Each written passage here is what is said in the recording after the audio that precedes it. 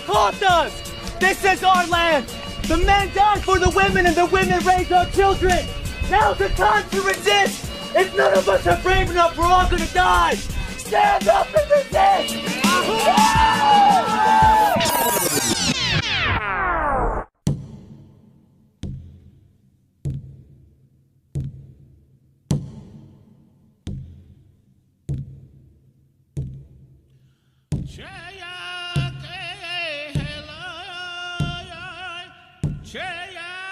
Hale boki he on lapi Oyate le nach pekele na on kiapie na le makhochum kitra pekele na on kitchipi dago on kitra pekele na hekta kel hakota ki on kitchipi chawo ki he onichilape.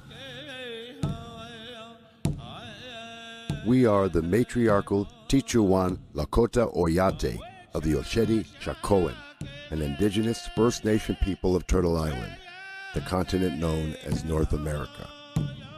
In togetherness with our buffalo relatives, the Tetuwan Oyate, we once roamed freely across the vast prairies and hills of the northern Great Plains, until the occupation of these lands by the expanding United States Empire. Born over thousands of years, our sacred way of life taught us to live, love, and thrive, qualities that endure in our survival today. As we move beyond 7 generations in our unyielding struggle to resist genocide, our matriarchal grandmothers are taking back their strength once again. In togetherness with Lakota warriors and people, we speak out for accountability and change to end the atrocities that keep us from healing our nation. Only by understanding our story can our people live free once again. To our relatives from the 4 directions, we ask you to listen not only with your ears, but with your hearts. From the Pine Ridge Indian Reservation and the place you know as South Dakota, this is our story.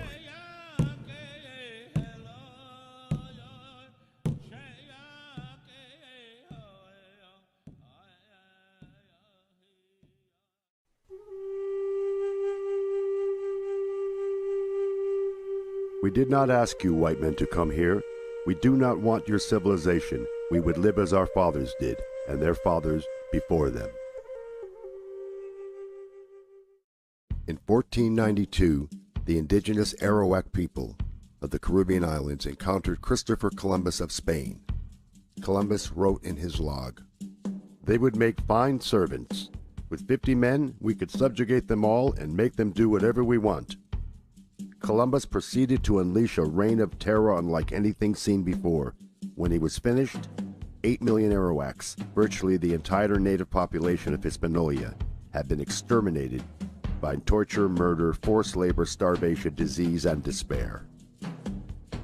Columbus's atrocities with cross and sword were justified by the Christian doctrine of divine discovery and set religious and legal precedent for the invasion and genocide of America's indigenous peoples for the next 500 years and beyond.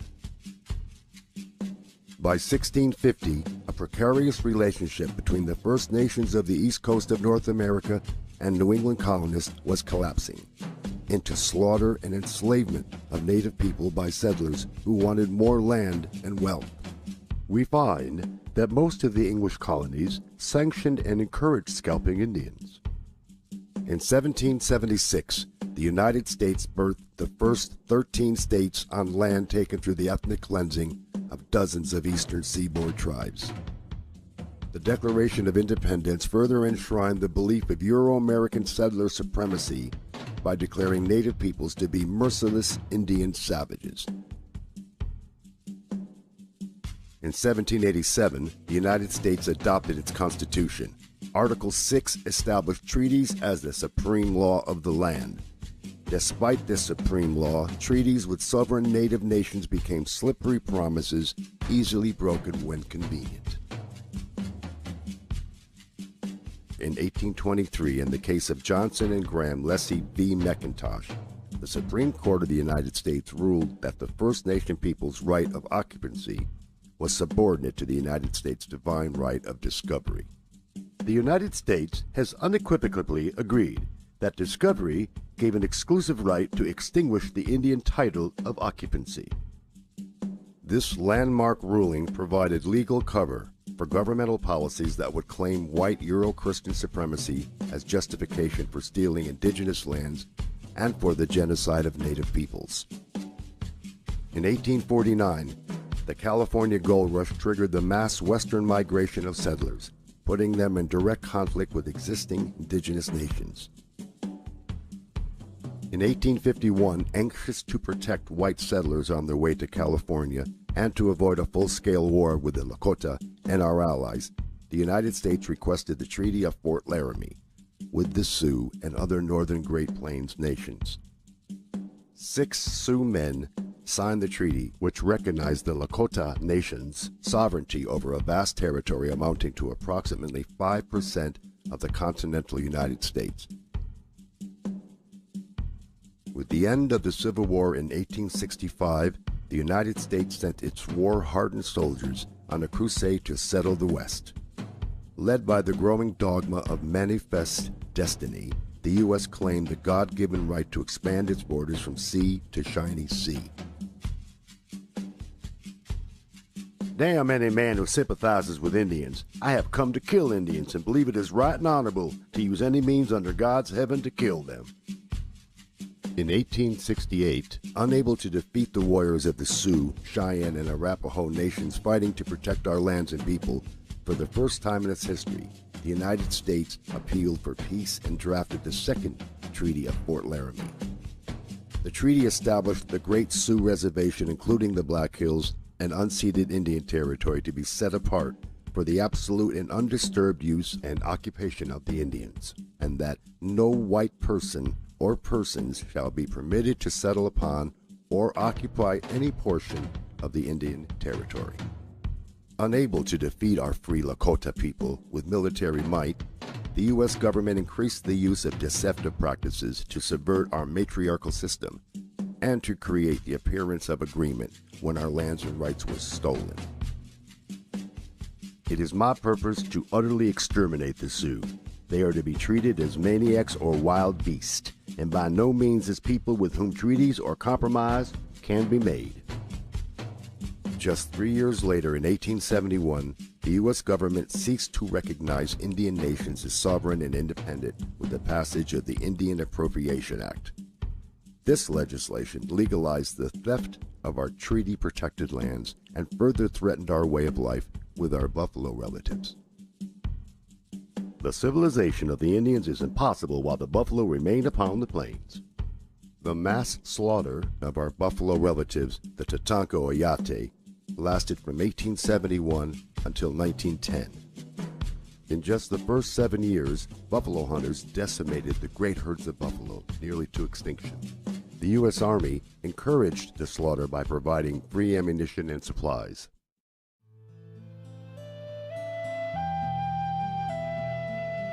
In 1873 alone, buffalo hunters massacred more than 1.5 million buffalo. As planned, our people became increasingly dependent on the U.S. government for even the most basic of human needs, like food, clothing, and shelter. In 1874, after illegally trespassing on Lakota territory, General George Custer publicly announced the discovery of gold in the Pahasapa, the Black Hills. As intended, the announcement unleashed a flood of miners and prospectors into the Great Sioux Reservation in violation of the 1868 treaty. In 1875, the U.S. demanded we sell the entire Black Hills region. We refused. The U.S. declared this an act of war and launched a massive invasion of our lands to annihilate our people. Nothing short of their annihilation will get the Black Hills from them. On the 25th of June, 1876, in the Battle of the Greasy Grass, or Little Bighorn, the Sioux Nation, along with our Cheyenne and Arapaho relatives, won a great victory over General Custer and the elite 7th Cavalry.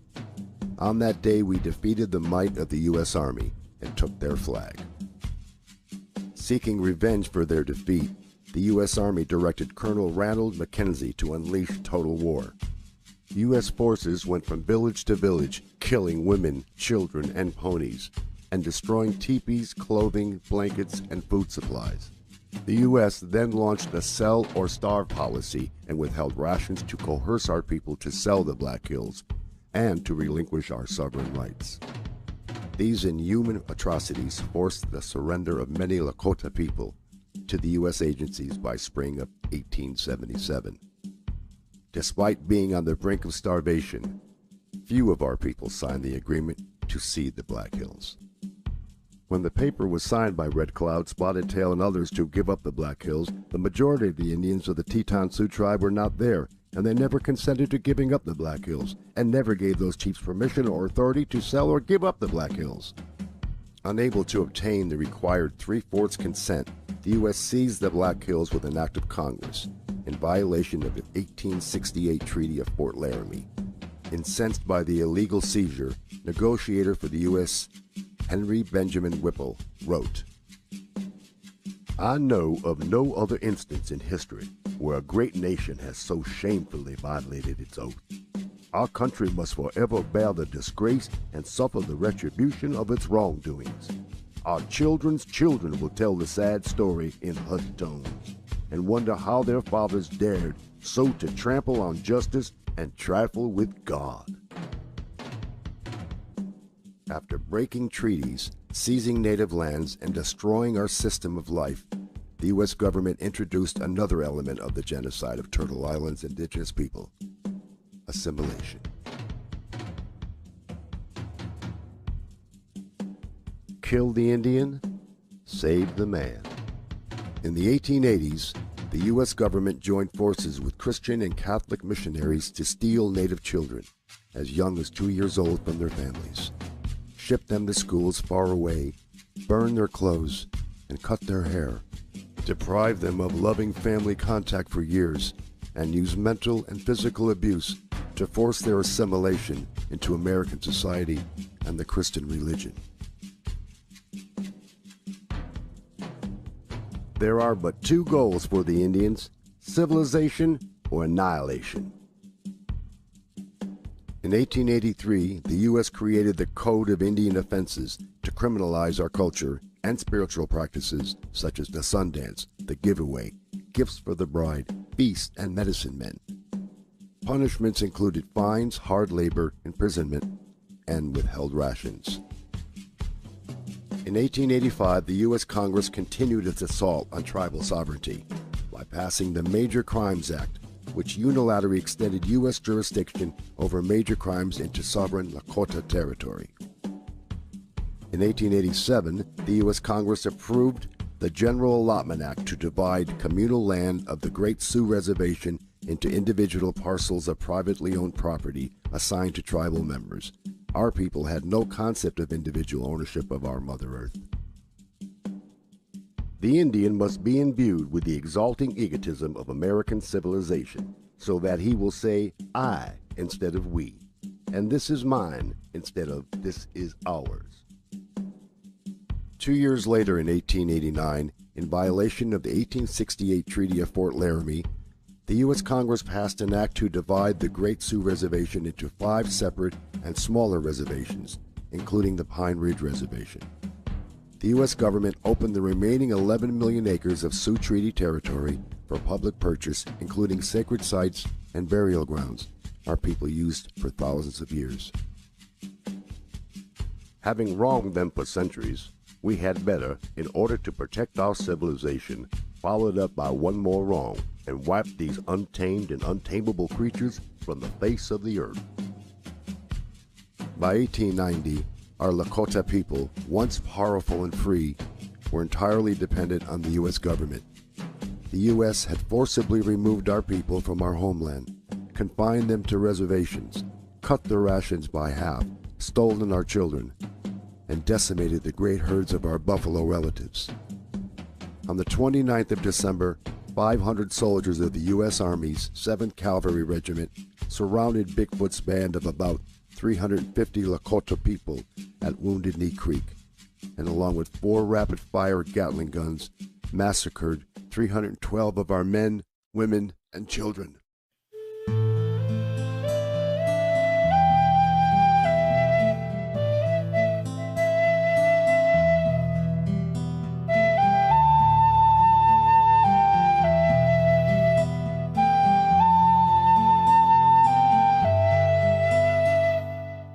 Our people know Wounded Knee as a massacre.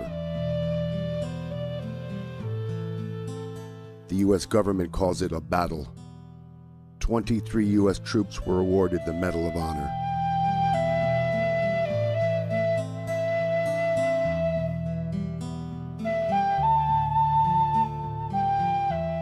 Something else died here in the bloody mud and was buried in the blizzard. A people's dreams died here. It was a beautiful dream. The nation's hoop is broken and scattered. There is no center any longer, and the sacred tree is dead. In 1903, the U.S. Supreme Court decision Lone Wolf v. Hitchcock secured U.S. hegemony over indigenous peoples by granting Congress unlimited authority to break Indian treaties unilaterally, to sell treaty-protected land, and to regulate all aspects of Indian affairs without the consent of indigenous nations. In 1934, President Franklin D. Roosevelt and the U.S. Congress passed the Indian Reorganization Act, the IRA. In a misguided attempt to fix the indigenous nations the U.S. deliberately had broken. Despite opposition from traditional elders and in violation of the 1868 treaty, John Collier, Commissioner of Indian Affairs, and Harold Ickes, Secretary of Interior, illegally approved the IRA Oglala Sioux Tribal Council and Constitution for the Pine Ridge Reservation with the support of only 1,348 tribal members out of an estimated 12,000 Oglala Lakota people. Most of our people were ineligible, unable, or unwilling to cast a vote. In the 1960s and 70s, U.S. Indian Health Services, IHS, physicians performed involuntary sterilizations on thousands of Lakota women aged 15 to 44. IHS facilities singled out full-blood Lakota women for sterilization procedures. On the 27th of February, 1973, 300 American Indian Movement activists from more than 75 tribes began occupying Wounded Knee, the site of the massacre 83 years earlier. Traditional elders from Pine Ridge sought to exercise our people's natural right to sovereignty and to take a stand against the corruption of the illegal Oglala Sioux tribe government. Continuing the 150-year war on the Lakota people, federal authorities escalated the occupation of Wounded Knee into armed conflict with a force of U.S. Marshals, FBI agents, National Guard personnel, armored personnel carriers mounted with machine guns, snipers and helicopters, semi and fully automatic assault rifles, grenade launchers, tear gas, jets for aerial photographs, and paramilitary personnel. The occupation ended after 71 days, when a local Lakota man was killed by a federal sniper and both sides agreed to disarm. From 1973 to 1976, in the aftermath of the Wounded Knee takeover, the U.S. government-backed Oglala Sioux Tribe President Dick Wilson and his guardians of our Oglala Nation paramilitary vigilante force, nicknamed Goons, inflicted the reign of terror on Pine Ridge. More than 60 grassroots activists, traditional full-blood Lakota people, and our supporters were assassinated. 300 were harassed and beaten, 562 were arrested, of which only 15 were convicted of crimes. During that time, the murder rate on the Pine Ridge Reservation soared to 170 per 100,000, the highest in the world at that time. In 1980, the U.S. Supreme Court ruled that the 1877 seizure of the Black Hills was illegal, but did not return the land to our people, offering money instead. To this day, we refuse to accept the monetary compensation offered for the theft of sacred Bahasapa. In 2000, At a ceremony acknowledging the 175th anniversary of the Bureau of Indian Affairs, Assistant Secretary of the BIA, Kevin Gover, admitted, "From the very beginning, the Office of Indian Affairs was an instrument by which the United States enforced its ambition against the Indian nations and the Indian people who stood in its path. It must be acknowledged that the deliberate spread of disease, the decimation of the mighty bison herds, the use of the poison alcohol to destroy mind and body, and the cowardly killing of women and children made for tragedy on a scale so ghastly that it cannot be dismissed as merely the inevitable consequence of the clash of competing ways of life." Though he described the multitude of ways the U.S. government has devastated indigenous peoples and nations, he failed to admit the truth. Genocidal warfare continues today.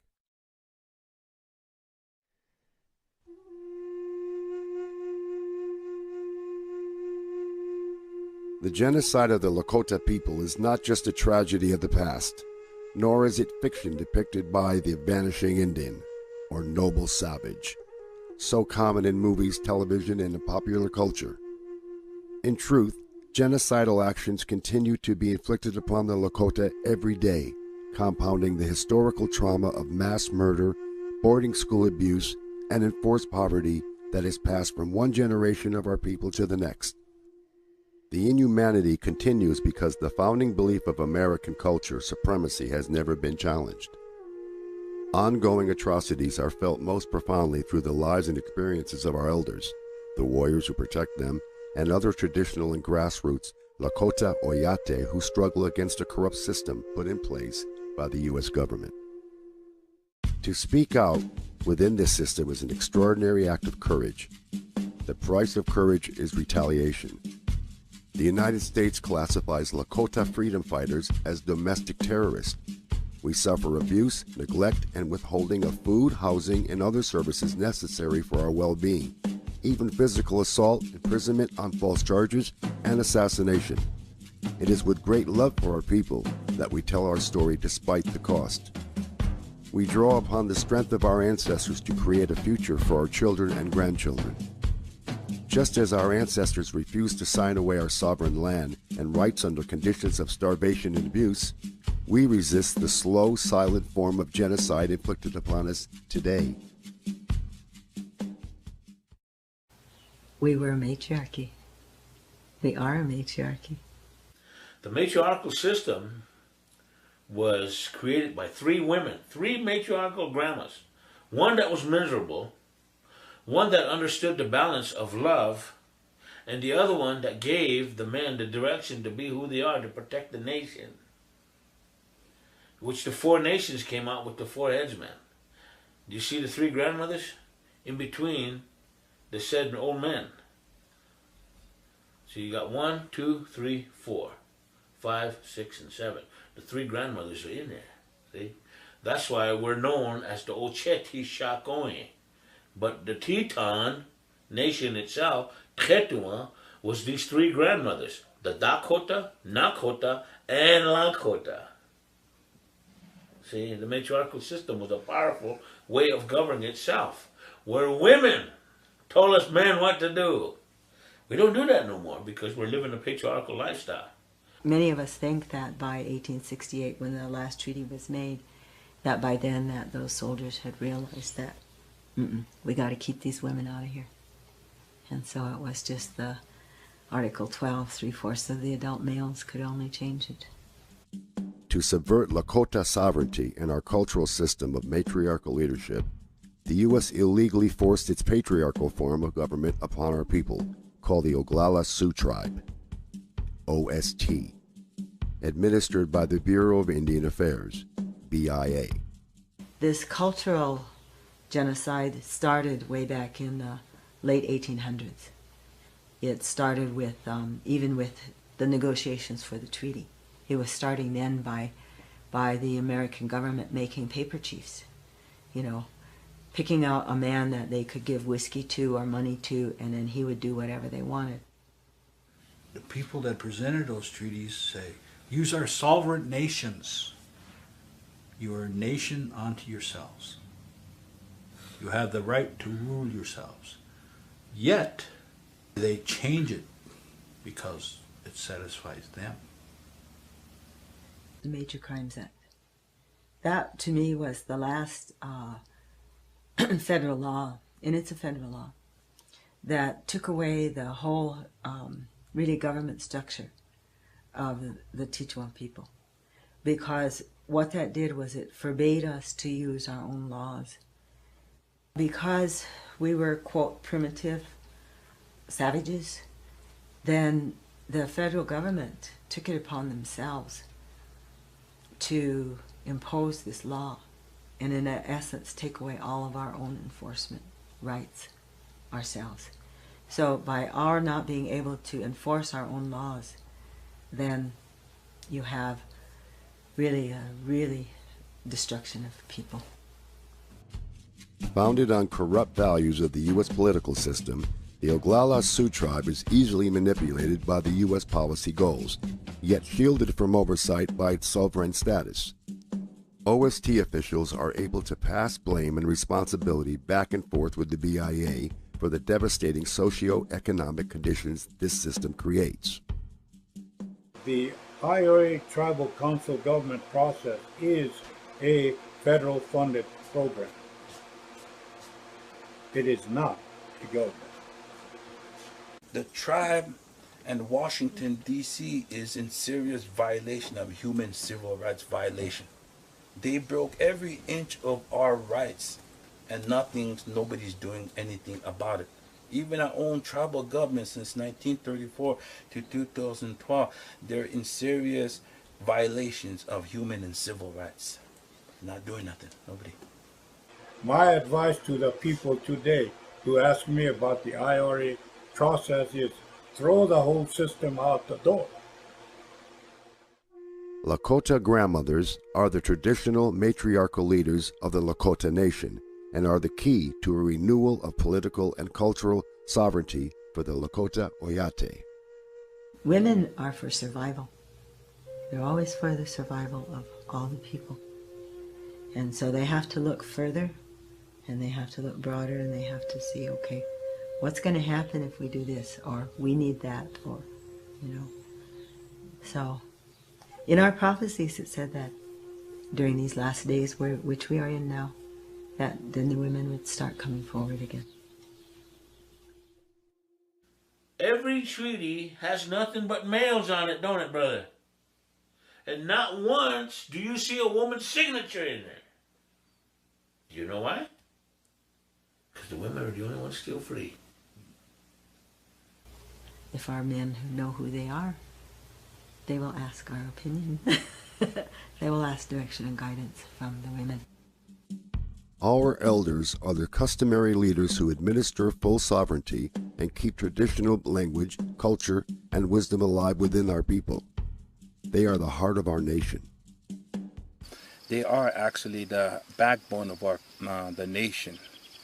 They basically carry the language, the culture, and the history. They are the, you can say, the treaties, the actual treaties, living, breathing treaties. And because of our elders, our way of life still exists. Nobody puts the elders first. If people talked about honor in this country, then the elders should be the key to the future. Elderly people today are limited on this reservation. Once we lose the elders, we're going to lose everything. Traditional elders are outspoken in the fight for accountability and change. Consequently, they are neglected by the OST government and often abused by those entrusted to care for them. I said we're slave to them. Seems like we're in a concentration camp. That's what we are now. The way they carried on, the way they treat us. How can we do it? Where we have to go to get help? There's no one here. Every time we go someplace, ask for help. We can't do it then. We can't. There's no money. We can't help you. So we get along the best we can. I'm just sick and tired of what's going on there. A lot of people need help. Right now, a lot of people need food. The lights are shut off. The propane is out.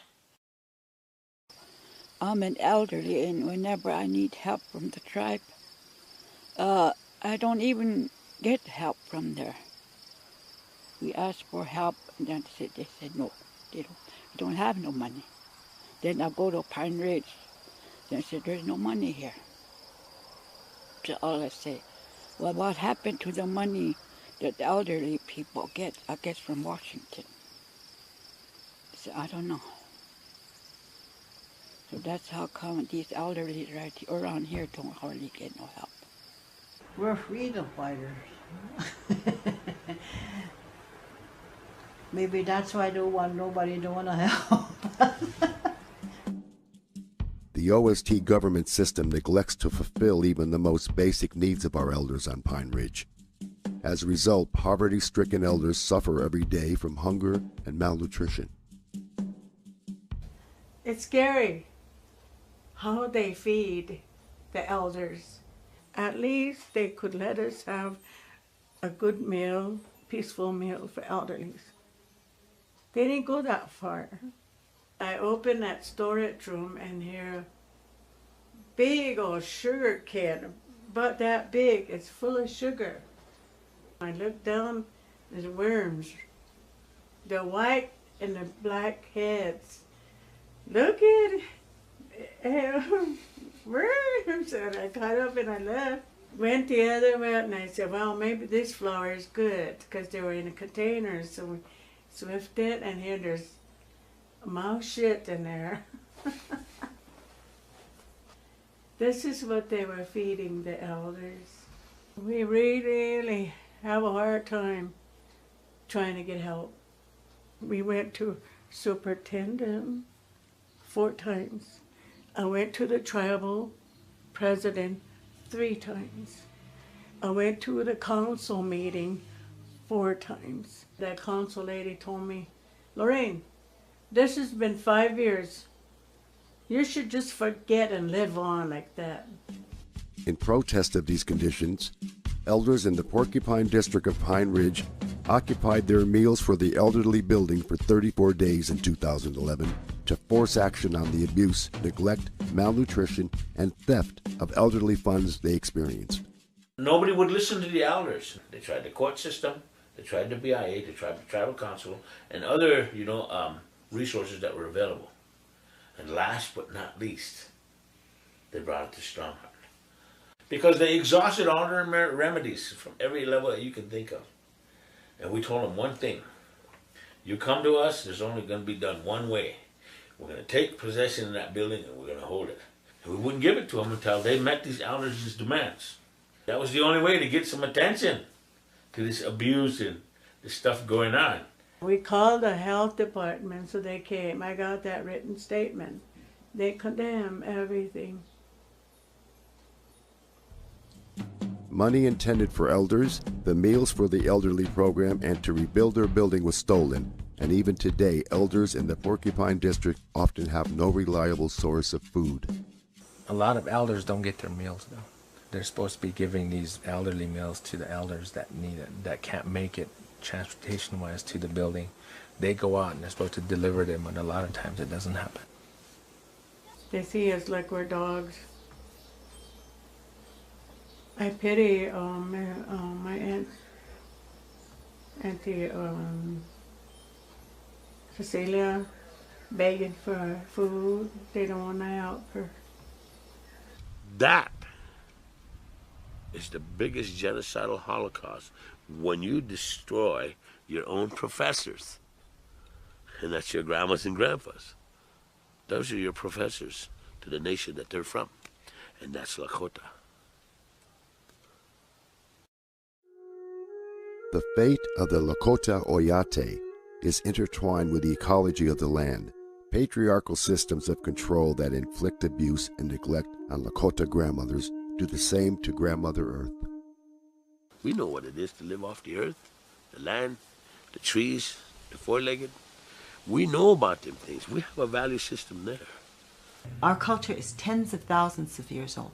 It's not just a few hundred years old. It's tens of thousands of years old, and it might even be older than that. The only way you could live within this geographic area was how our people lived. And if you look any place all over the world where indigenous people live in their own way within that geographic area, that's the only way human beings should live. Otherwise, they're going to destroy it. And that's what has happened over the whole world. When a man moves away from nature, his heart becomes hard. For thousands of years, Lakota people have lived freely on the land in togetherness with our buffalo relatives, the Tetuwan Oyate. This sacred way of life was intentionally targeted by the U.S. government. Consequences of the buffalo slaughter are still felt today. We know this buffalo is very sacred to us. Everything in that buffalo survived us. Hide, meat, the skulls, everything. We made knives, spoons, dippers. Everything in this buffalo is sacred to us. We have that symbiotic spiritual relationship with the buffalo and with all the animals, with the earth, with the Black Hills. We don't have that. And we're not really who we are supposed to be. Seemingly unable to stop destroying life in its path, America desecrates our sacred places, which are sites of profound cultural, spiritual, and ancestral importance that ensure the well-being of all life. Christianity is 2,000 years old. Okay? Judaism, 4 to 6. Some say 4,000, some say 6,000. Okay? We are tens and tens of thousands of years old. We know these sites in a totally different way. Now, if someone was to bomb the Vatican, would that be just a big, huge, there's laws in the United States if you desecrate a church. Oh my God, you'll go to jail, you'll go to prison. Okay. These sacred sites have been around for tens of thousands of years.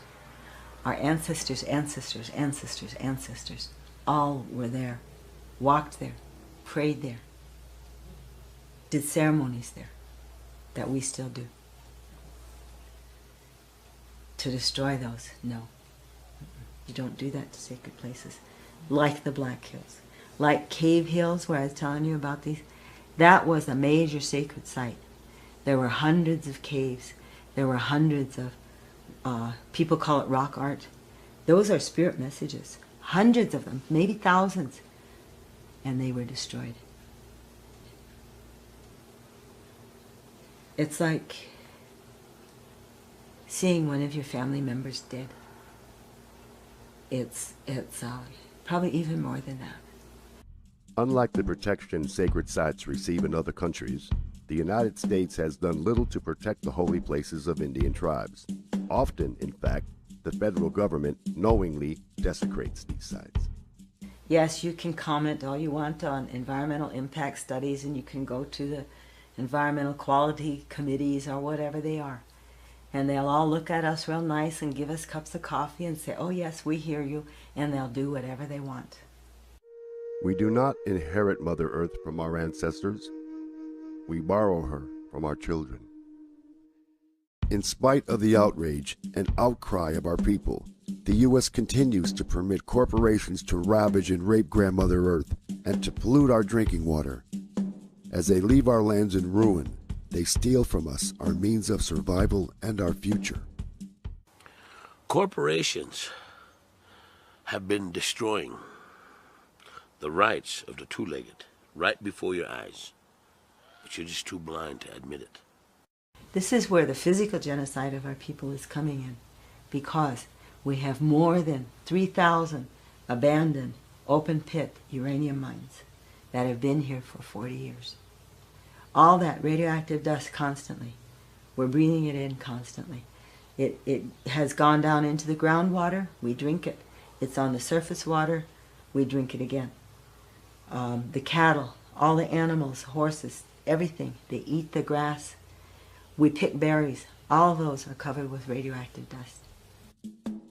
By the mid-1970s, there were 380 uranium leases on native land and only 4 on public or acquired land.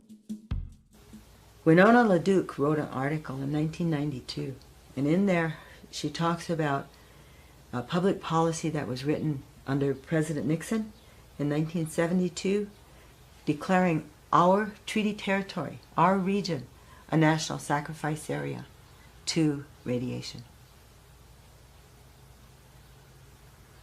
That's not genocide. They did it 2 places, with us here, the Great Sioux Nation here, and in the Southwest with the Navajos. The Crow Butte Resources uranium mine has had leaks and spills every year since they have been in operation. We have no clean drinking water at all. None. Where is the animals? The birds used to be noisy here all summer. No more. The ecology of the whole system is toxic. They're not going to come around. They know. West side of the reservation, elk hunting, deer hunting, antelope, you name it. They're not there anymore. Yeah, rangers bring a whole bunch there and turn them loose. Within a year, they're not there. They move away. West side of this reservation is uranium into Wyoming. Society doesn't want to understand that until the sickness occurs. By then it's too late. We have the lowest life expectancy on the Pine Ridge Indian Reservation.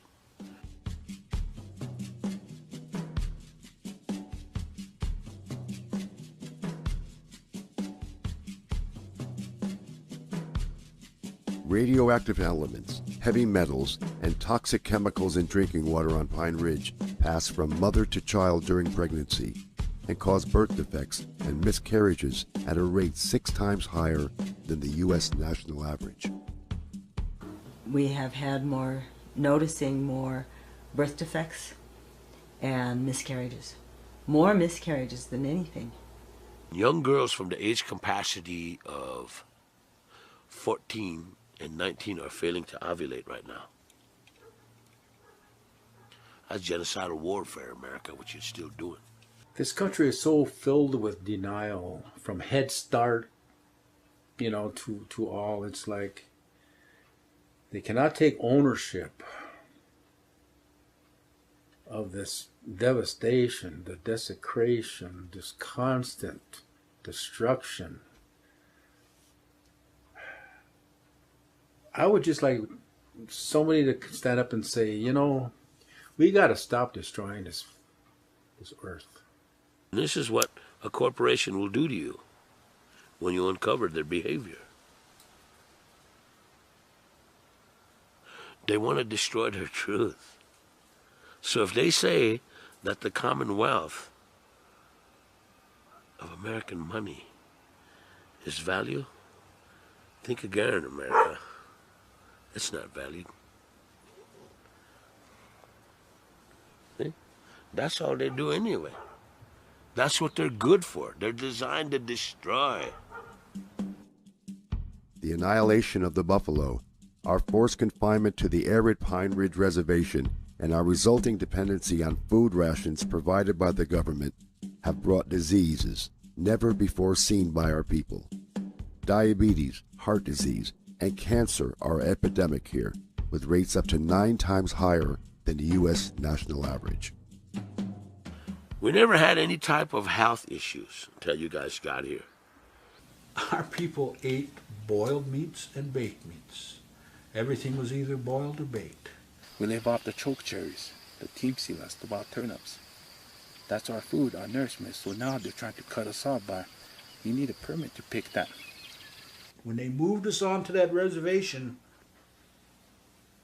for we could have our sovereignty there, when they put us on our internment camps and our prison, and we had to eat what they told us we had to eat, because we could no longer have weapons to go out and take our livelihood and make our livelihood, we started getting sick. Our bodies are not genetically attuned to carbohydrates and starches. Our bodies are attuned to proteins, more pure vegetables and fruits. And the commodities are chock full of carbohydrates, starches, canned foods, salt, a lot of salt. I look at our people, we are so unhealthy, myself included, because of what we were taught to eat. Gallbladder disease, heart disease, diabetes, rampant. There's a lot of sick people too. There's a lot of diabetes. A lot of people have cancer. We had the highest cancer rate in the whole country.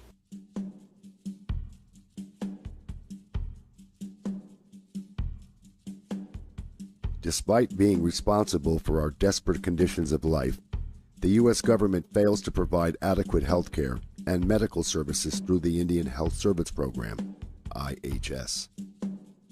We've, come a long way to try to trust Indian health services. They're not working.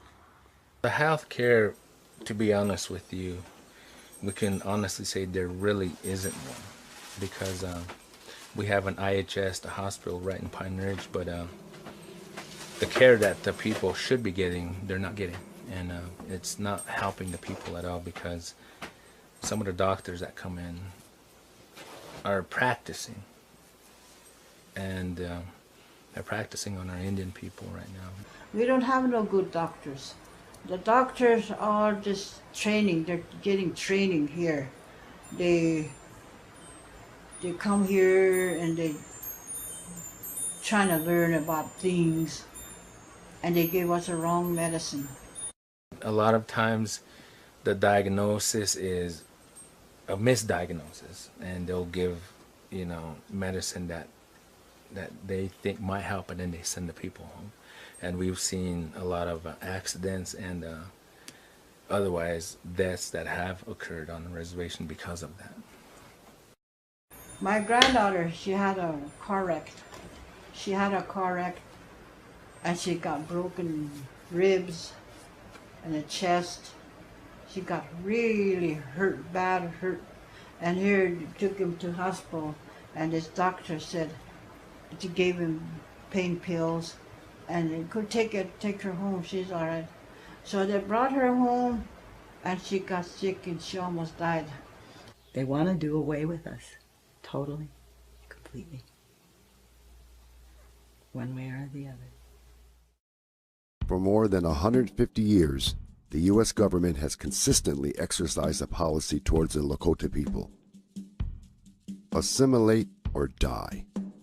They made us understand one thing. Be white. The U.S. enforces policies to crush our traditional way of life and our ancient wisdom and understandings, which are rooted in our beautiful language.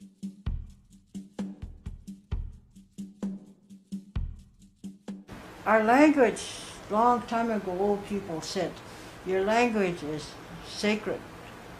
That's the most precious thing that we have, to explain who we are. That's the identity of the Lakota. Speak Lakota and they'll know who you are. The first and foremost is the language. That is why you probably heard us speak the Lakota language right now. Nahachti Lakota wichoya le ungluhapi makoche le. Hohe unahachti tokata kya ni unkde. What I just said was the language still exists in today's society. And if it continues to exist in the future, we have the capability and ability to survive in the future. But once the language dies, everything dies with it. The culture dies, the history dies, and you lose the reservation. Our songs, our powwow are based on our language. Our spirituality is based on our language. Our prayers are based on our language. We might be poor, but we have our language behind us. We have a true meaning, understanding of why this tree grows here. We have an understanding why the grass grows, why the sun comes up. Whereas today, our kids are losing that. When someone doesn't know the language, they speak English only, like kids today. They grow up from being Hokshichal, a baby, growing up. They're taught the English language. If you sit down with them and you talk to them, they don't have the ideas, the sense, the mentality of Lakota anymore. Since the boarding school era began in 1878, the U.S. government has forcibly removed Lakota children from their families to kill the Indian and assimilate them to the white man's ways. Kill the Indian, save the man attitude. The forced assimilation has caused the cultural genocide. They took all the children away to boarding schools, made them totally unable to practice their culture or speak their language. We lived in a log house, and we were happy, and we're doing good. Our dad was working, and there was no alcohol or drugs, no abuse of any kind. I remember this little old lady coming in with a clipboard. When she came in, she wrote something down, and she left. I remember how she looked, and I know where I was standing on the bed when she came in. All I had to do was write it down, which made it fact, and then they removed you. Next thing you know, we're being loaded onto army buses, and they took us to a town called Mulbridge. When we got there, there were army buses all in a big circle, all filled with Native kids. We had no idea or clue where we were going.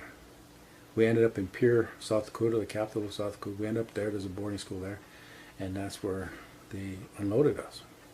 That was a national policy, to kidnap and just legally take Native children from their parents. They gave these prisoner of war camps to these different churches to build their mission schools and to take the children away and teach them about Christianity. Christianity has devastated our people because they did not understand how we prayed. We're heathens. They took our children, they put them in boarding schools, or they just simply took them away and beat them if they didn't learn, quote unquote, Christianity. Christianity has been the failure in every religion. And it's a failure in the indigenous country because it don't belong here. The sacred pipe belongs here. Just like this earth and the four-legged and the wing creatures and the trees. That's the real power. Native students were beaten, whipped, shaken, burned, thrown downstairs, placed in stressed positions, and deprived of food. Their heads were smashed against walls, and they were made to stand naked before their classmates. The boarding school is really mean to people. Sometimes they punished us. If we talk our own language, they punished us. So when we talk our own language, we have to whisper. Many times, children were killed when they spoke their language. The Bureau of Indian Affairs committed these acts against the children entrusted to its boarding schools, brutalizing them emotionally, psychologically, physically, and spiritually. They've succeeded in killing the indigenous spirit in almost everyone. As a result of the cultural assimilation of the boarding school era, our people struggle to preserve our indigenous identity, values, and language. Not just the Lakota people. It's all the nations of this country. All our nations. The elders are our teachers. And most of our elders nowadays are forgetting their jobs. They're the boarding school people. They're the ones that were sent to these boarding schools and beaten if they spoke their language, or beaten if they did their artwork. So they were encouraged by a board, a ruler, a stick, or whatever you want, not to have those values that they were given. Elders, do your job. Teach the young ones. Today, the foster care system perpetuates the policy of assimilation through government-sanctioned kidnappings. A generation of children is once again losing its connection to its culture. This time it's through state-run foster care. We suffer irreparable emotional trauma as the government steals our children because of cultural bias, retribution, and financial incentives. 90% of our children are placed in non-Lakota homes or group care where our culture is lost. I want to report what happened to me and my son. I said, "What's the matter, Romeo?" I said, "You got a cramp," and his arm was like this. So I said, "You okay?" And then he went and he looked at me and he said, "Ouchie." We didn't know what he did. The only thing, me and Justin, we kept thinking the bed frame was kind of sticking out about that much. After 10, that cramp didn't go away. He was still like this. I went and I told him, I said, "Romeo, come on, let's go. We're going to take you to the hospital." We showed Dr. Josie Angel Torres his shoulder. And that's when Dr. Josie Angel Torres said, "Okay, well, to me it looks like muscle spasms. It looks like it's just like cramped up." And then he said, "What we're going to do is we're going to do some x-rays just to be in case, just in case." And after looking at the x-rays, he said, "To me it's like he's doing it himself. He's going like this himself."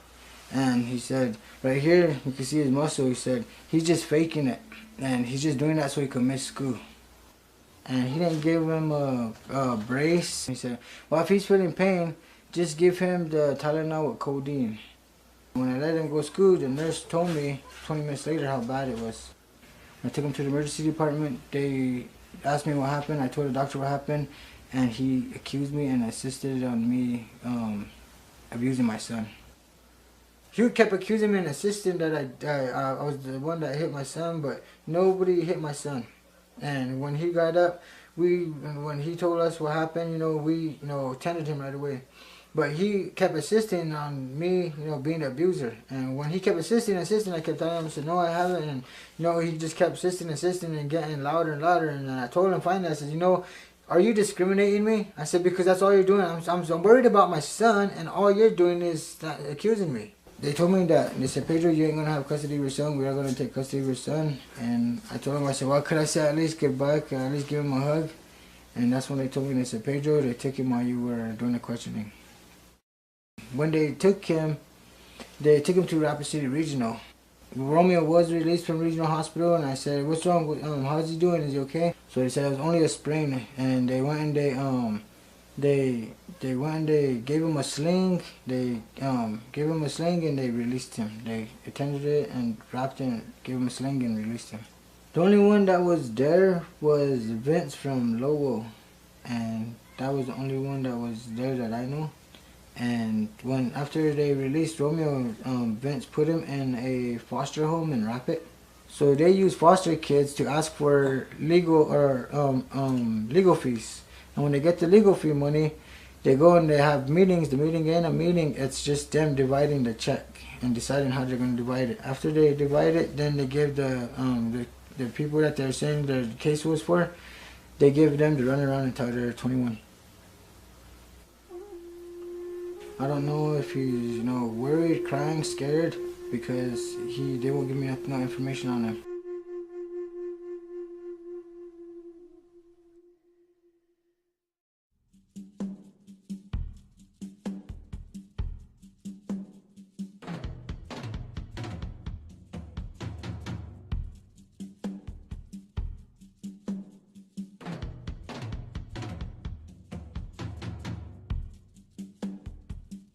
I've seen young girls, little young white girl tell me her troubles. A little white girl telling a fucking Indian. This was in Pennsylvania, in Saltburg, Pennsylvania, this little white girl, 9 years old. She said, "I like everything that you say, Indian." She called me an Indian too. I loved it. And this little girl, she said, "Everything you say is true, and I love that. Unfortunately, I don't have that at my home." "Why not?" "Because my mom and dad, they put me in front of a TV and they leave out the door." "What?" She says, "Yeah, they don't love me. Come here." I pulled her close to me. That little girl hugged me and I hugged her and her body shook, man. And there's white people sitting there. I'm like, what the fuck is wrong with you guys doing this shit to your kids? Either all mouths drop wide open, eyes got big.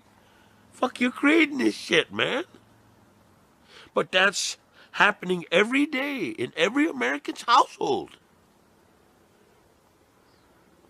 There's no value of love for your children. That's child neglect, right? That's child abuse, huh? Oh, but that's okay for white people to do that shit to their own fucking kids. And everybody else does it. We either have our kids taken away from them, or we're sanctioned, or we're put in fucking jail. But it's okay for you white people. Portrayed as a universally accepted standard of excellence, the Western educational system continues the cultural genocide of Lakota people by forced indoctrination into American culture, social institutions, values, customs, and language. I believe in knowledge, but I don't believe in white man's education. I could count the times I cried on one hand. I said, I just came down from the hill. I said, I never cried so hard. I know what it's like to cry.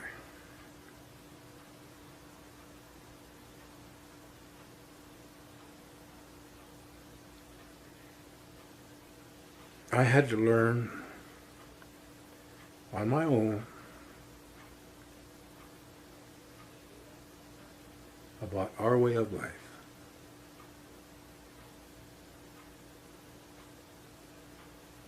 And I had to learn that way what it's like to feel, how to feel again, to be connected. Because I was a cold SOB. I was raised in a boarding school. The boarding school mentality is still here today. A forced education that's sometimes physical and emotionally hurting our kids is still here today. We talk about forced education. It's still forced today because we're literally telling, as you know, if you look at administrators, look at a parent and say, your child needs to come to school. You're pulling that child away from a family setting that we as Lakota say is the strongest point of a child, family. Because that child learns from the mom and dad, the grandparents, aunts and uncles, of who they are as, you know, identity. When you pull that child out, and that child has no foundation, you have 100% chance that child you can change. How you want that child, you can build that child yourself. But that child is going to be affected because it's losing everything. It's losing the culture, the language, the history, even spirituality. In the high school department where I was teaching, they started speaking a lot of language in the other classrooms. And those teachers were telling them that they can't do that. They can only do it in my classroom. And they said, well, this is our language. You know, we're getting ready when we get into Mr. Laisbat's class, and we're going to speak Lakotas. We're getting ourselves ready. And after a while, two of the teachers started removing the kids. Literally, like they were little elementary kids. They would put them out in the hallway so they wouldn't speak Lakota in their classroom. The department chair came to my classroom and told me that anything that I do in the classroom cannot leave my classroom. Teaching of the language, speaking of the language, anything pertaining to our culture and our language cannot leave my classroom. The teachers started kind of harassing our daughter, our younger one, and then harassing my wife because they're saying that she's not learning. They're pretty much saying that she was illiterate because she spoke the language, her native language. We were hoping they were going to work with us. But pretty soon they were telling us that our young one, they were going to fail her. To us, they were saying that she was a failure because she spoke her native language. And then we ended up having a meeting with the principal. And she came on and told me and my wife, you know, to our face that don't be speaking Lakota with her at home. That really hurt us because everything that we wanted to do was breaking down because this system, a Christian system that came in, we felt like was attacking us because we kept our language, our culture, and our history. To keep our language strong, we had to keep it going. But the system wanted us to break down. As long as they say they're teaching the language in the school system, millions of dollars come into the school. But if you go to all these schools, they're not teaching the language.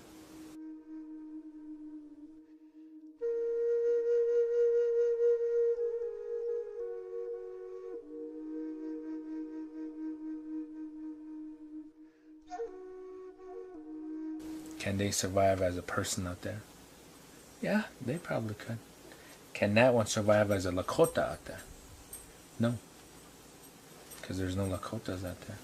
His language is going to be gone because he can't speak his language to anybody. Everything about him, his identity, he has nothing out there. So as a Lakota, we can't survive out there. As a consequence of the comprehensive effort to dominate and discriminate against Lakota people and to steal our lands, cultural identity, resources, and health, we now face a level of impoverishment few would have believed possible. 1/3 of homes in Pine Ridge lack clean water, 40% lack electricity, 60% are substandard, 89% of our people live below the federal poverty line. Every winter, our precious elders die from hypothermia due to lack of adequate heating. Since 1934 to 2012, we had billions of dollars come in. And look at our infrastructure. Look at our economy. You've just been here. But well, look what happened to the money. Every turn, it's being misused, rerouted into the personal account. That's how we cannot progress. The policies of the United States government towards Indian tribes and the breaking of covenants with Indian tribes have contributed to the severe social ills and economic troubles in many Native communities today. Because we're on a sovereign reservation and you're fighting the same people that's protecting the American government's, justice system and all this other shit, then the poor people go without. I have 11 kids, 8 boys and 3 girls, and there's only 3 of them that are adult. They stay at my mom's house up in Rapid City. We don't want to subject them to this. They shouldn't have to suffer right along with us in the conditions, especially in the wintertime. Because we've been having some really cold winters, the wind chill factor. We didn't have a lot of snow, but the wind chill factor at times is -40 below, -60 below, If you go in there, you'll see it's pretty much bare because we had to burn anything, all of our shoes, our clothes, just to stay warm, because I kept asking them for assistance. And I said, even if you were to just bring some of that pine wood over or cut it, or let us use your chainsaw. People are really poor, and people don't have no place to go. They're homeless people. Really sad. I think everything's wrong. To me it is. Sometimes I was thinking about it. Why it's this way? Why we have to go through hardship?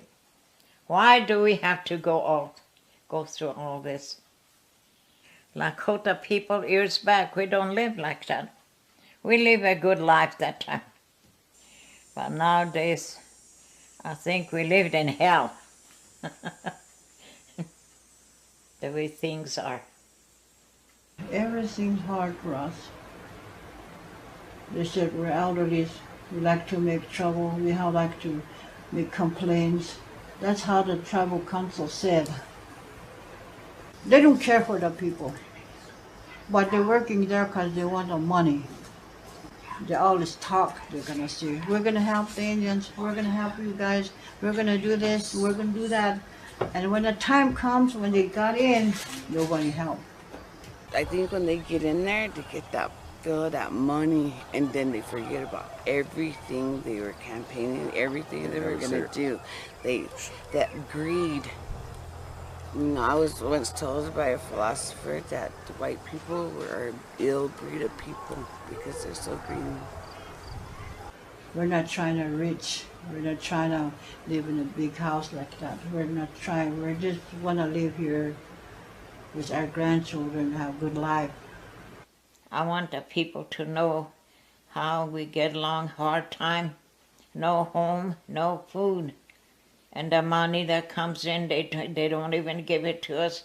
They help themselves. This is the American empire. This is the way America wants you to live. The trauma of shame, fear, and anger has passed from one generation to the next and manifests itself in the rampant alcoholism, drug abuse, and domestic violence that plague Indian country. There's an epidemic on that reservation. It's called alcoholism. Plagued with drugs, plagued with domestic abuse, plagued with fucking women violence of rape, and plagued with debauching minor children. And you people are responsible for that. You, America, and your little brothers known as half-breeds. I am angry because I have to live with that shit. 2 miles from the dry Pine Ridge Indian Reservation is the notorious town of White Clay, Nebraska, population 10, where 4 stores sell more than 13,000 cans of beer every day. You see the White Clay, how it is. Today you see them laying over there. Feel sad, makes me sad, you know. White Clay exists solely to profit from the illegal sale of alcohol to residents of Pine Ridge, where alcoholism affects 8 out of 10 families. All the drug dealers, marijuana dealers, all kinds of beer, they sell some beer that makes people crazy. And so when they drink those beer, people get crazy. And they do awful things. I think the government let them do it. They let them do it. They want to see all the Indians die from the alcohol. I think he wanted to. I think the government don't care about the Indians. Local, state, and federal authorities predictably shuffle responsibility and jurisdiction over the problem. Regarding a lawsuit filed by the Oglala Sioux tribe against beer manufacturers that supply White Clay stores with volumes of beer far in excess of an amount that could be sold in compliance with the laws of the state of Nebraska, U.S. District Judge John M. Gerard wrote, "There is in fact little question that alcohol sold in White Clay contributes significantly to tragic conditions on the reservation." Yet he proceeded to pass on the responsibility to the state of Nebraska. We want to close down White Clay. All the sales of alcohol here for our children, our next generations, for the people, and all the deaths that are happening here because of alcohol. Everyone's affected, and we're tired of it. We don't want it no more. No more alcohol. The constitutional bylaw of the Lakota Sioux tribe, you know, 88.01 states that alcohol is abolished from the reservation and it can't be allowed. So what we're there to do is to enforce that. We're stopping cars and everything like that, you know, asked if they had alcohol. And, you know, we're basically doing our best to enforce the, you know, the alcohol ban on the reservation. He started coming towards me and everything, and he swung at me, but, you know, I mean, I got out of the way. He tried to fight me. Let's go!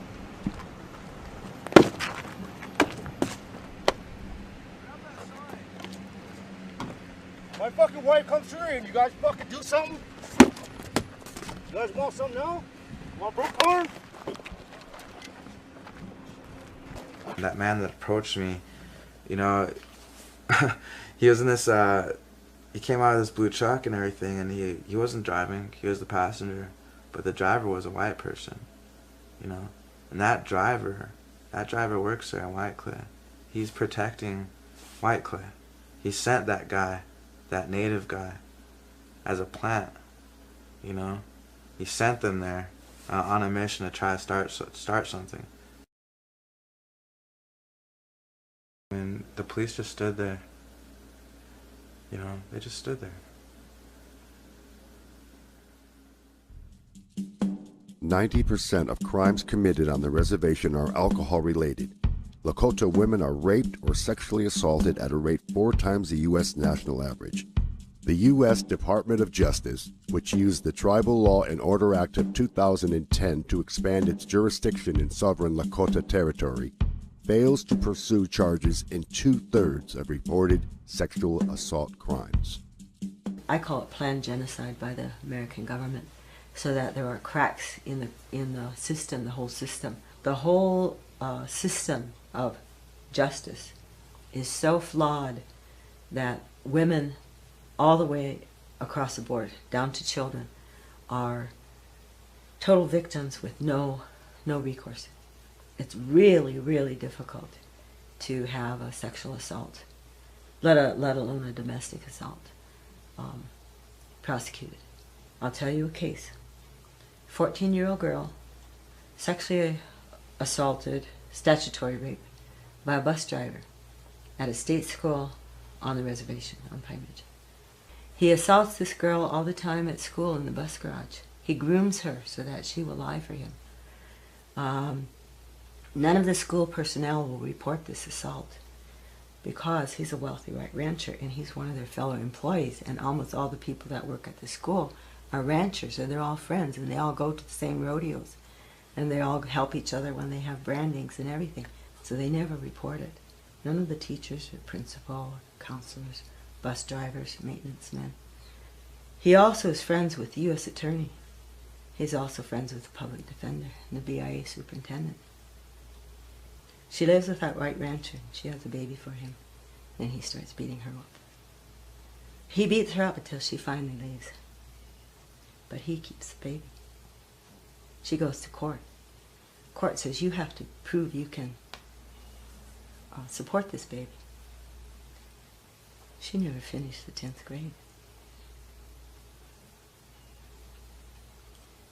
The grandmother tries every which way to get the tribal police, the state police, the FBI, everybody to file charges when she found out what this girl was doing. Nothing happened. The Fed said it's state school, has to go through the state. The state says it's on a federal reservation. The feds have to handle it. Nobody will touch this case. That little girl was my granddaughter. The father was my son.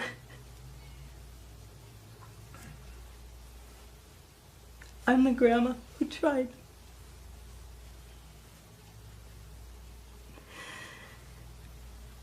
I have to pray every day because I have such rage.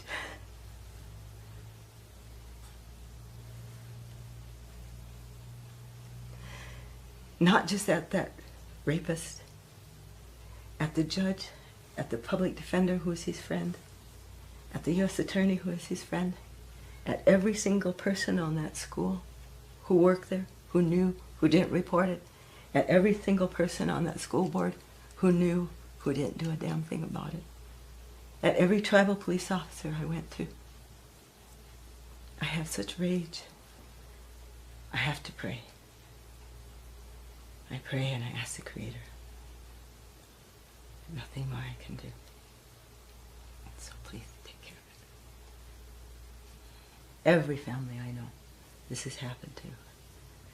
Whether it's a woman my age, or an older aunt or their mother, a daughter, a granddaughter, it has happened to. And with these cracks in the jurisdiction, where do we go? We have no place to go. We have no place. I mean, yeah, you can report it. Will anything happen? Look at, we reported it all over the place. And nothing could happen because they always find a convenient way for nothing to happen if it's an Indian person. The U.S. government has taken everything from us. Our freedom, our sovereignty, our elders, our land, our lifeway, our children, and now even the hope of many of our people. Our despair is so profound that our young people abandon hope to suicide at a rate 1.5 times higher than the U.S. national average. I have never seen any real Indian promote genocide by encouraging the dilution of Indian blood. A tribe is not perpetuated by non-Indian blood, and that is a fact. If our ancestors had taken this attitude 500 years ago, we would not exist as Indians today. The other side of that mountain, there is a white people there. And when you go to the other side of the hill, you're going to be smell like a white man. and your traditional is going to be gone, and your language is gone. So we all lost already.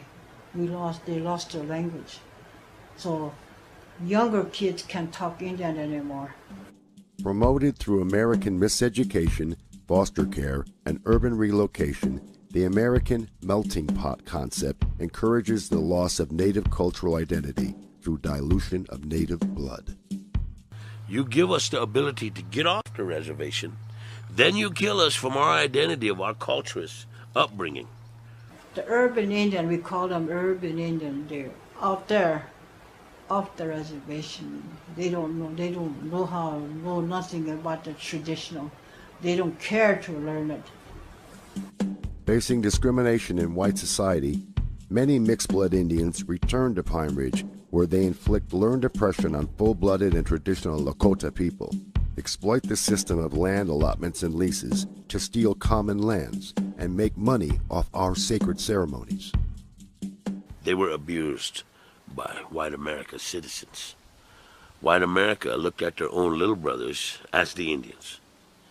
So they abused them. They came back and inflict that same abuse upon us full-bloods. The government used to give them petty share, Sioux benefit. When you turn 18, you get all this, Tim and a horse, plow, like that. But this half-breeds bought it off of them cheap, because we're not farmers. When they bought everything off of them, he said, you can sell your land to tribe, to feed your kids. What they don't know is that money belongs to the Indians. So they're actually giving your money for your land. The law that we have, you cannot give no tribal land to anybody, or you cannot sell no tribal land at all. Yet, the half-breeds got together and they started another community over there without asking us. Thunder Valley. They gave them 80 acres there to build that. Who did that? We don't know yet. And he runs that Sundance. He's not even supposed to do that. He's not an Indian. Then he went sweat. He even have a ghost dance, so his daughter hang herself. You know, these are the sacred thing you don't play around with. Half-breed, they're just doing any old ways. Even the sacred mountains that we have, they're taking over. Bear Butte Mountain. I myself go over there for Hubbalay for years. I have to be way on top by myself to do my vision quest up there. And now I can't do that because there's too many. We don't know who they are. And half-breeds took our pipe. Half-breeds took everything from us. The half-breeds, they can't speak Indian. They make money off of it. So dance, Hubbalay, all this, they took it. It's not as sacred as it used to be. Out of place in traditional Lakota society, Western-educated mixed-bloods often find positions within the Oglala Sioux tribe, through which the U.S. government exploits the strategy of divide and conquer to continue the war on traditional Lakota people. The mixed bloods were getting into the political realm, and they ostracized a lot of our traditional people that spoke the Lakota language.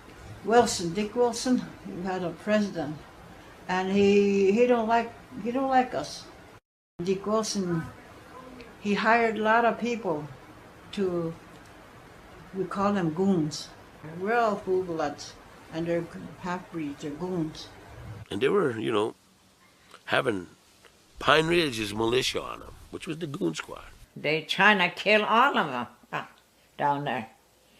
And the goons are really no good that time. A lot of Indians got killed. They're really mean to us. Mean to everybody, these goons.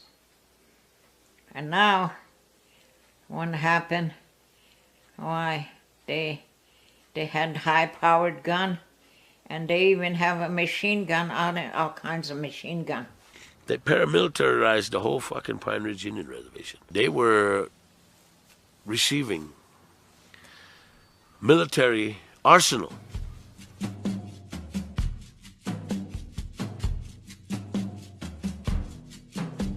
That time and that era showed that mixed bloods wanted to neutralize the traditional concepts of life like in the Pine Ridge Indian Reservation and the other 8 reservations that still were striving to hang on to their cultural identity.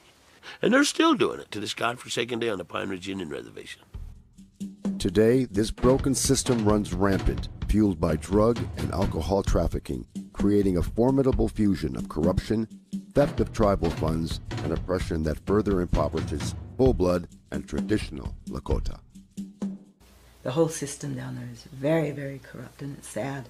Sad to say that, because those are my people. But it is very, very corrupt. It's a part of oppression, you know. The oppressed will become the oppressors, and that horizontal oppression, that's what happens, and that's what has happened now. The tribe gets federal money to run programs, to hire people to do work, to provide services, like a government is supposed to. But when half of that money, or maybe even less, is used to actually provide the government services, and then the other half is given out as payoffs to keep people doing the corruption, then you have the system that you have down there. And that's what I discovered as a treasurer. They go right to Washington, D.C. and say, well, we're the poorest county in the whole United States. We live in poverty area. We need more money.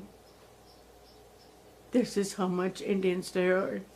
They use us to get money again, which we don't get nothing. We, as elders of the Pine Ridge Reservation, filed this complaint on our Oglala Sioux tribal council members. Elderly abuse is based on hunger, malnutrition, hardship, mental and psychological abuse, and visible theft of tribal funds. They have to answer for this. Why is there hunger?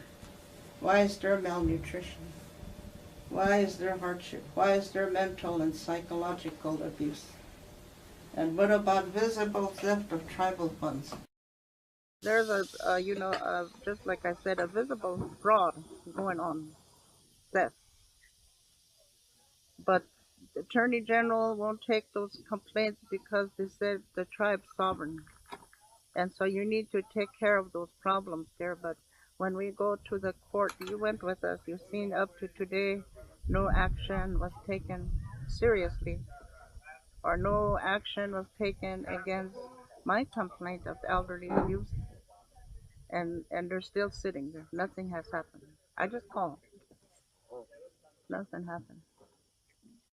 The system's so crooked where they would, there's drug dealers, ringleaders. The ringleaders are the main people, the brains of the operation. These ringleaders, they also have a pact with the bootleggers. The bootleggers, and they also have a pact with the embezzlers, people who embezzle from the tribal building. I used to be with Jerry Respects Nothing. Her name's Geraldine Respects Nothing. She was a drug dealer and a bootlegger. And when I was with her, there was a night she told me, she said, okay, grab everything. And I was like, what? And she said, grab all the beer. So I grabbed all her beer and on a cooler, and I spilled it in a big old duffel bag. And I grabbed all her half a G's and I put them in a different duffel bag. We had to put some clothes in there so they won't break. And then I got all her drugs. She was selling cocaine and crack cocaine because she knew how to make crack out of cocaine. So she was selling crack cocaine and cocaine, and then I put that in the bag. We took it to the Looks Twice's ranch. And when we went there was a whole bunch of tables all around. And each table was registered to somebody. And it was like bootleggers and drug dealers. So each table was registered, and one table was Geraldine Respects Nothing. So when we got there, she told me to lay out everything, one can of everything. So I laid out all her cans of, big cans, you know, and then the different types of liquor, and then the cocaine and the crystal meth, or not crystal meth, the crack rock. And Then over here was another drug dealer and bootlegger. Over here was another drug dealer, bootlegger. Each table had a different drug dealer or either bootlegger. And when they did that, the reason why they did that, they call it the candy store. And that's the tribal council is candy store. The tribal council, the main guy that was there was John Still. John Still, that's how I met John Still, through Joe didn't respect nothing. She introduced me to John Still. And John Still went over there with the tribal council, and they went to every table. Shook everybody's hand, talked, greeted, you know, and they picked out everything they wanted. So the tribal council buys drugs and liquor and alcohol off the drug dealers and bootleggers. They all got people that work in office jobs, you know, the older ones, their parents. They work in the tribal building, they work in the hospital, they work in all these office jobs, and they're the embezzlers. And they found out they embezzled $6,028,000. And all that money went into their drug organization. So they put their money into buying drugs to 10 times their money or multiply their money. So all their money goes into their drug organization, you know. And they're, like if they need to pay a cop off or a CI off, you know, they'll use that money to pay them off, you know, underneath the table. They all work together. The tribal council, the police, there's even FBI's that, you know, that cover up for people. The evidence I had showed how it went all the way up to Washington, D.C., to senators in Washington, D.C., the corruption at Pine Ridge. I had all the documents in my hand. I went to the FBI, I went to the U.S. attorney, asking for prosecution with the evidence. What happened? Nothing. Nothing. I wrote my book trying to expose this corruption.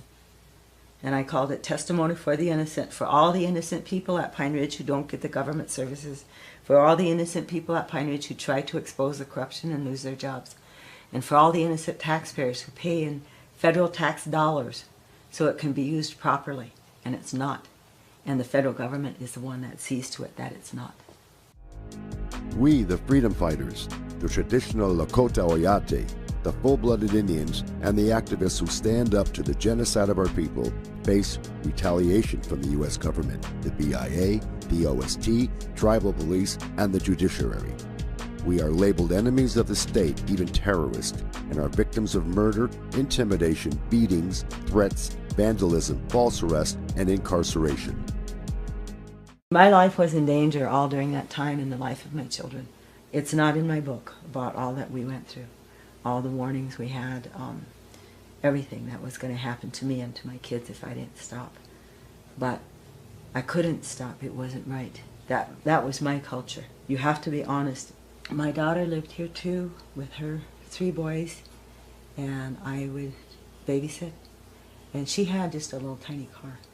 So we let her use our big station wagon, and she let me drive around her little car. So everybody thought that little yellow car was my car. Well, we were going to Sundance, and we had to take our tents and our sleeping, all of our food, everything. We were going to be gone for a week. So we traded cars. She headed up over that viaduct, and when she got to the top, the brakes gave out. And then she went down, and no more brakes, and she had her 3 little boys in there.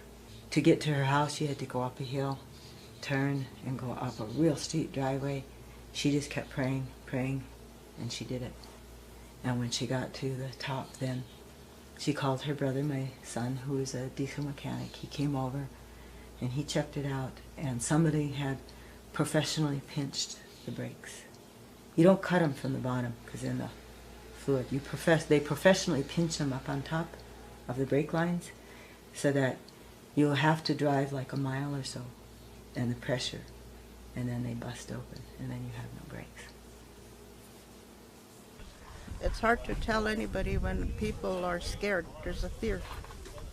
People fear that if they say anything, they'll lose their emergency help, and we were threatened by the tribal government that if they see any people there, and if they go ask for emergency help, they're not going to help. They'll blacklist them.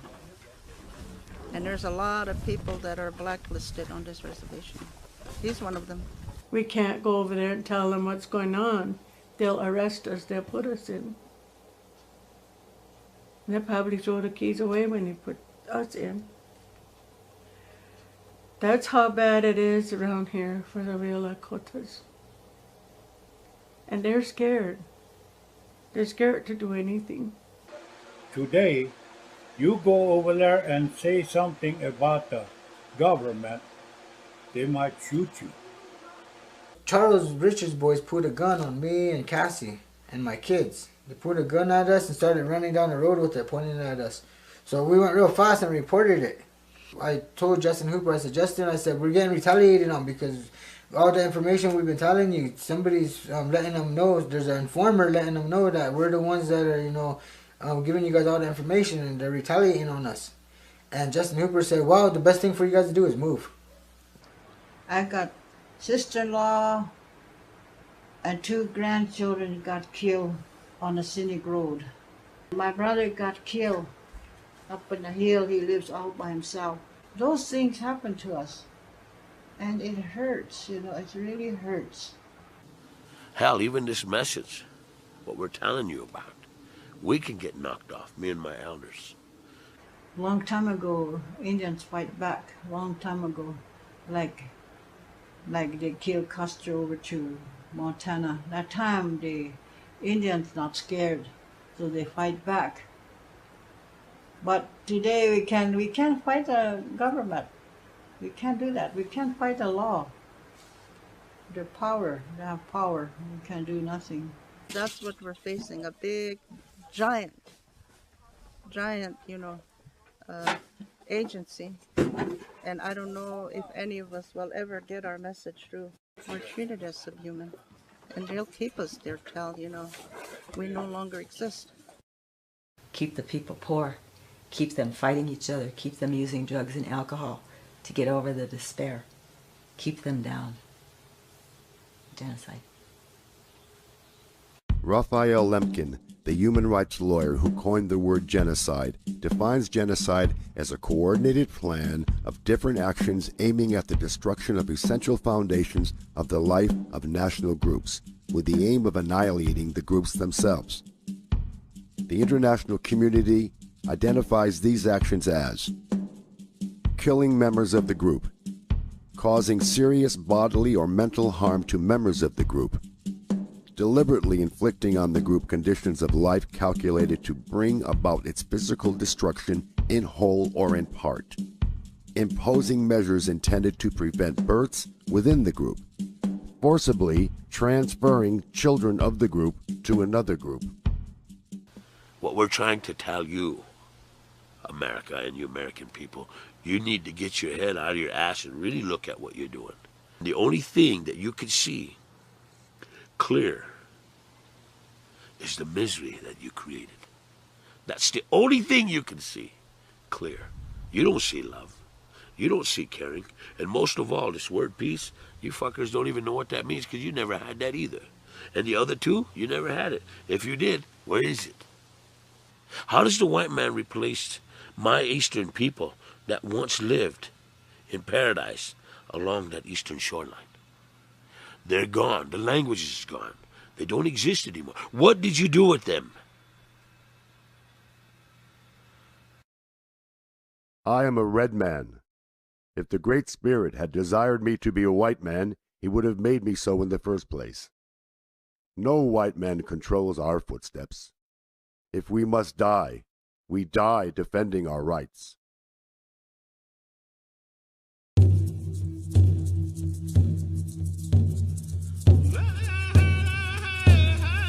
Our nation will never be conquered unless the heartbeats of our women are on the earth. In many ancient traditions, including our own, stories are told not simply to enchant, but to teach. Have you learned from our story? Has it moved you? What will you do now that you know the truth? Let us rise in togetherness from the four directions to hold governments and corporations accountable for the genocide committed against the Lakota people.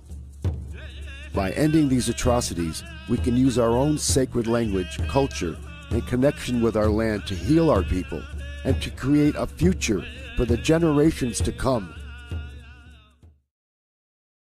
My language was born here, and it was bred here, and it was raised here, and it's always going to be here. Champho. Why do we call that big tree champho? Champho is a tree that makes sap. Okay? That's what it does. That's what we call it. Cham means wood. Pho is what comes out. Peji. Peji. No, preji. Preji.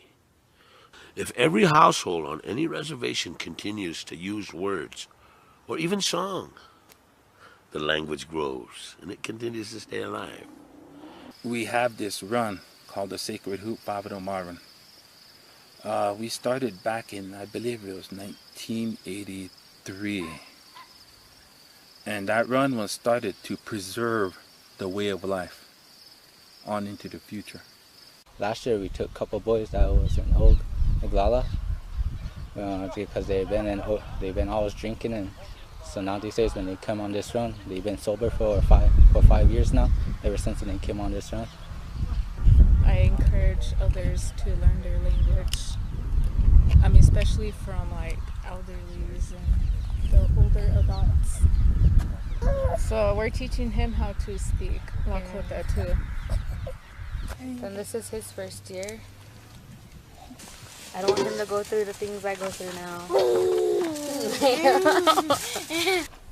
All the people that are here, like they want to be here and they want to have their prayers heard. The reason I came on this run is because I had like a lot of weight on my, feels like I have so much pressure on me right now because I live in the res.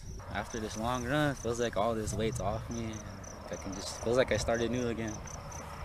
I like making my own music. Hey yo, I wanna hang it up, but my spirit says no. Keep what you're doing, cause you're on the red road. I'm just another native from the reservation, born and raised in the 3rd Post County in the nation. People tell me one thing, I tell them another. I'm proud of myself and I'm proud of my culture. Lakota till I die, reppin' 605. Never telling lies, always gonna bring surprise. This your native tall T. On the MIC, just another prodigy. Let you know what it be, let you know what I see. Cause I'm just another native from the 605. Trying to live it up, trying to survive. Doing my best with what I had. Cause my res life here, man, it's oh so sad. My people find each other for no specific reason. Drinking the poison, making a noise, and someone ends up bleeding, screaming, yelling, thinking that they're hard, passing out, waking up with I used to smoke that weed, I used to drink that drink, but I understand my life is more than what it thinks. I look at my peak and I look at my past, but I look into my future and I hope that it lasts. And that's just a little bit of what I wrote. It's called Just Another Native. With prayers that honor the past and look to the future, we will never stop asserting our natural right to live as sovereign and free Lakota Oyate on our traditional lands. The progress of why sovereignty exists in Indian country is because that's all we have left. And God damn it, we're gonna fight you, man. As a nation, we have a right to independence and freedom. And right now we are an occupied nation. We want it back to the treaty. Back to the treaty. That's the only hope we have.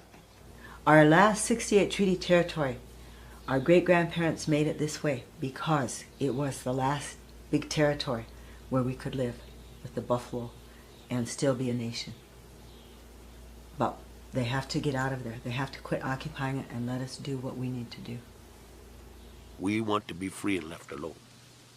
But individuals can't have it that way. It takes a nation to administer its full-fledged sovereignty. We are the traditional Tetuwan Lakota Oyate. We are the grandmothers, the aunties, the elders, the warriors, the freedom fighters, the activists, and the grassroots Oyate. Will you stand with us? Will you help us rise from struggle and be free once again? Who will stand up to the United States to help us? Which nation in this whole world will stand up to the United States of America and say you have to quit occupying their land? You have to let them live in peace and freedom and independence, just like you said in the treaty, the last treaty, 68 treaty. Who will help us?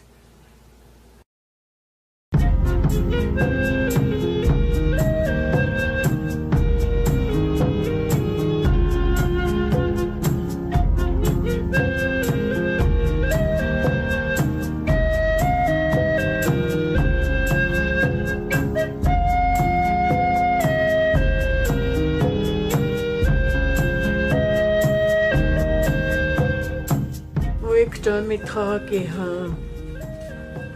Lakota Kiha Makawata Then I want like a Nanai Hometina Ocheki Glahana Shimnaha is Skavitasha nach Hetina any touch of Hetina Lakota Kiwoki here only Chilape no hope to be no home na all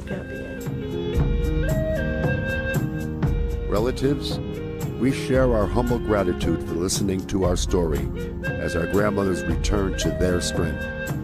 Let us work together now to create a new world for us all. Pila Mae Itakia. Okay.